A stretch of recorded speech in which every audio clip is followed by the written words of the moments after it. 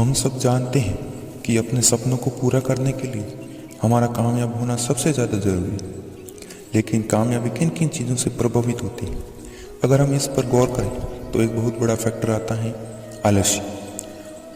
हम अक्सर देखते होंगे कि ज़्यादातर लोग अपने काम को टालते रहते हैं। इससे न सिर्फ वो परेशान होते हैं बल्कि ज़्यादा दिनों तक आलस्य में रहने पर लोग काम की वजह से दिमागी तौर से कमज़ोर हो जाते हैं।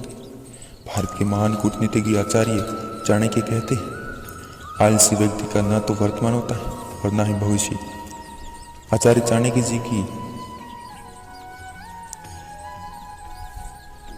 इस बात से हम समझ सकते हैं कि जीवन में आलस्य को दूर करना कितना जरूरी है। आलस्य के बारे में स्वामी विवेकानंद जी ने भी अपने विचार दिए। वो कहते हैं, जब आप व्यस्त होते हैं तो सब कुछ आसान होता है, लेकिन आलसी होने पर कुछ भी आसान नहीं होता। चलिए इसे एक कहानी से समझते हैं। एक गांव में गोलू नाम का एक आदमी रहता था। वो गद्दे बनाने का काम करता था। रुई के गद्दे बनाकर वो आसपास के गांव में बेचा करता था। आप शायद जानते ही होंगे कि गद्दे बनाने से पहले रुई की धुलाई की जाती है। लेकिन गोलू बार बार रुई का ढेर देखकर आलस समझता था। इस तरह वो काम से भागने लगा और उसकी कमाई भी काफ़ी कम हो गई थी। एक बार वो अपनी समस्या लेकर एक महात्मा के पास गया। महात्मा ने उसकी पूरी बात सुनी और समाधान के तौर पर इतना कहा कि हर सुबह एक निश्चित समय पर काम की शुरुआत किया करो और वो काम सिर्फ 1 घंटे तक करना। गोलू ने ऐसा ही किया और कुछ ही दिनों में उसको आलस की समस्या ठीक हो गई। यही सीख हमें जीवन भी इस कहानी से मिलती है कि किसी भी काम को बस शुरू करो, क्योंकि सिर्फ शुरुआत कर देने से आपका सारा काम आसान हो जाए। अगर एक लाइन में ये बोला जाए कि आलस्य क्या है, तो हम ये कह सकते हैं कि आलस्य हमारा और हमारे सपनों का सबसे बड़ा दुश्मन। कोई भी इंसान ये नहीं चाहता कि वो हर वक्त घर में बैठे रहे या फिर कोई काम ही ना करे, लेकिन वो आलस्य की वजह से उस एरी में चला जाता है जहाँ से निकल पाना मुश्किल हो जाता है। हम जानते हैं कि आप में से ऐसे बहुत सारे लोग होंगे जो सिर्फ आलस्य की वजह से अपना काम टालते रहते होंगे, क्योंकि आप उस काम को मना नहीं कर सकते, लेकिन आप कह देते हैं कि मैं इस काम को बाद में कर लूँगा। या फिर हो सकता है कि आपको लगता होगा कि मैं बाद में इस काम को अच्छे से कर सकता हूँ, लेकिन हमेशा ऐसा होता नहीं। आप काम को टालते जाते हैं और एक दिन बहुत लेट हो जाता है। इसके अलावा आलस की वजह से न तो आपकी पढ़ाई में मन लगता है और न ही किसी काम को बेहतर ढंग से कर पाते हैं। तो अगर आप अपनी इस आदत को बदलना चाहते हैं, तो आप इस ज़िंदगी में एक कामयाबी हासिल करना चाहते हैं, तो आप इस वीडियो को पूरा देखें। आलस्य को मनुष्य का सबसे बड़ा शत्रु माना गया है। एक आलसी व्यक्ति अपना बहुमूल्य समय यूं ही गंवा देता है, जिसके लिए उसे जीवन भर पछताना पड़ता है। जिस व्यक्ति के चरित्र में यह अवगुण होता है, अक्सर सफलता इनसे दूर ही रहती है। यदि आज भारत में गरीबों की संख्या अधिक है, तो इसकी एक वजह यहाँ के लोगों के आलस्य के कारण भी है। लोग अक्सर काम टालते हैं और आलस में समय को बर्बाद करने में कोई कसर नहीं छोड़ते।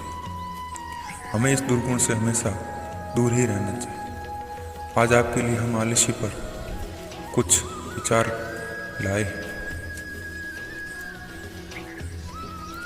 वह मनुष्य ही क्या, यदि उसके जीवन का मुख्य व्यापार केवल खाना और सोना है, वह सचमुच पशु से अधिक कुछ नहीं।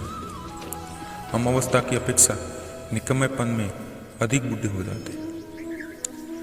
अधीरता और आलस्य ये 2 ऐसे पाप हैं जिनसे न अन्य पाप जन्म लेते हैं। आलस्य समस्त मनोवैज्ञानिक का जनक है। आलस्य वह कीड़ा है जो मस्तिष्क को खाकर खोखला बना देता है। कुछ न बनने का मार्ग है कुछ न कर। आलस्य केवल दुर्बल दिमाग वालों की शरणास्थली।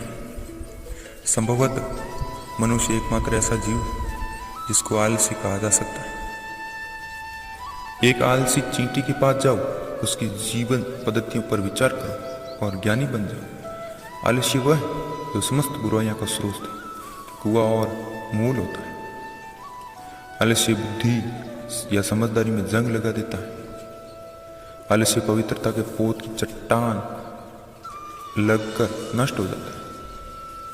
आलस्य प्रलोभन का केंद्र स्थल है, रोग का पालन, समय का नाशक, प्रसन्नता को खो जाने वाला कीड़ा जिसके पास कोई काम नहीं है, उसका जीवन महत्वहीन है, उसमें कोई नवीनता नहीं होती, और जब नवीनता कब्र में लेटा दी जाती तो आराम से दफनाना, तो उसके बाद शीघ्र ही उगे।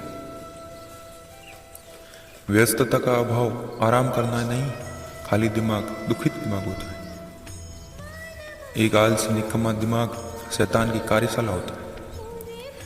आलसी सदैव व्यक्ति सदैव कुछ करने की इच्छा रखती है। ऐसा लगता है मानो शैतान ने जानबूझकर अनेक सगुणों की सीमाओं पर बाधाओं के रूप में आलस्य को स्थापित कर दिया। आलस्य जीवन की वह बाधा है जो मनुष्य को सफल नहीं होने देती, असफलता की ओर ले जाती है। आलसी मनुष्य कभी अपना काम समय पर नहीं करते, जिससे उनके मनोरथ कभी पूरे नहीं होते, वो अपना मार्ग भटक जाते हैं। आलस्य वो दुर्गुण है जिससे जीवन परेशानियों से भर जाता है, जीवन में कष्टों से सामना करना पड़ता है। आलस्य मनुष्य जीवन में लक्ष्य पूर्ति में रुकावट बनती है। मनुष्य कभी आलस्य दम पर अपने कार्य पूरा नहीं कर सकता और न ही अपने सपने साकार कर सकता। जीवन में आलस्य करना मतलब अपना जीवन अंधेरे की ओर ले जाना होता है। रोशनी के लिए आलस्य को दूर करना जरूरी है, वरना जीवन अंधकारमय हो जाता है। जीवन में सुख, समृद्धि, खुशहाली आलस्य का त्याग करके ही प्राप्त की जा सकती है। आलसी मनुष्य कुछ नहीं कर सकता, जिससे वह अपना स्वास्थ्य भी बिगड़ देता है। उसका मन मस्तिष्क भी आलसी हो जाता है। ऐसे मनुष्य के पास कार्य न करने के बहाने कई होते हैं। जीवन संघर्षों में आलस्य से कभी जीत हासिल नहीं की जा सकती। जीत के लिए मेहनत करनी पड़ती। मनुष्य का आलस्य उसे जीवन में खुशी से दूर कर देता है, शोक और अपना जीवन नष्ट कर लेते हैं।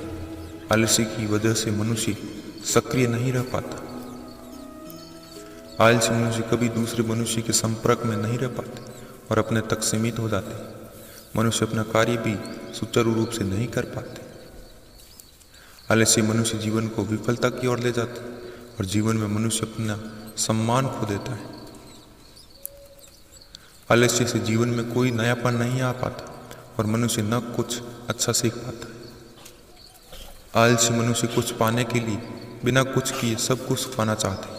बिना मेहनत का कुछ भी मिला टिकता नहीं।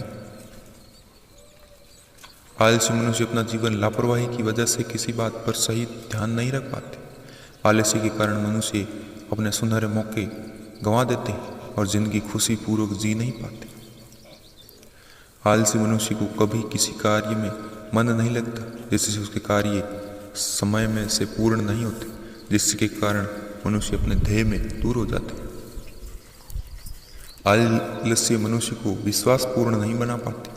उसके व्यक्तित्व में विश्वास का गुण रिक्त होता है, क्योंकि आलस्य के कारण वो जो कहता है उसे अपनी कथनी करनी अनुसार निभा नहीं पाता।